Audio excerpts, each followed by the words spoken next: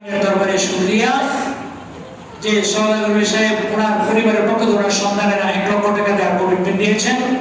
আর হাজি আলী আহমদ সাহেব উনি 10 লক্ষ টাকা দেওয়ার কমিটমেন্ট দিয়েছেন। সবাই বলি আলহামদুলিল্লাহ। আলহামদুলিল্লাহ। আল্লাহ ওনার দানকে কবুল করুন, আল্লাহুম্মা আমিন। সাহেবের বরকত দান করুন, আল্লাহুম্মা আমিন।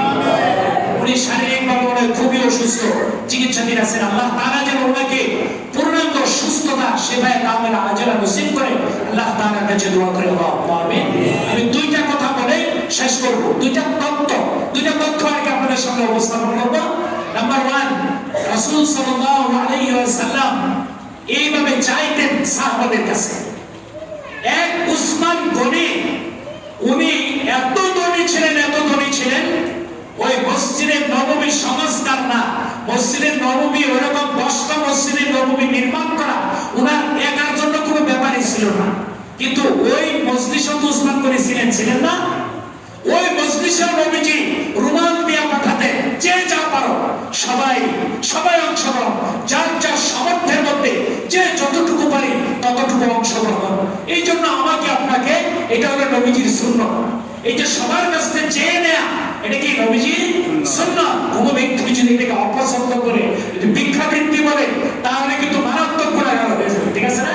এটা হলো নবীজির সুন্নাত।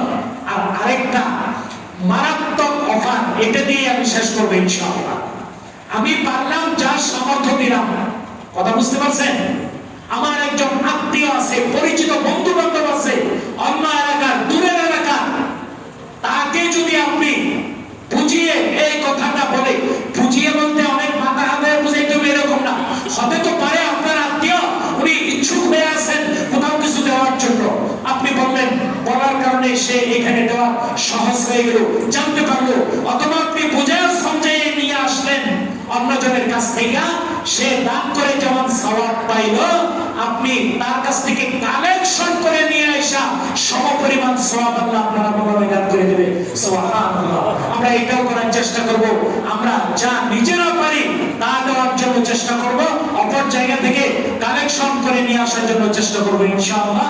আমিও আপনাদের সাথে যেন শামিল থাকতে পারি, আমিও চেষ্টা করব আপনাদের সাথে যৎসামান্য ক্ষুদ্র হোক তারপরেও কিছু দিয়া আপনাদের সাথে, আপনাদের কাতারে যেন আমিও দাঁড়াতে পারি ইনশাআল্লাহ।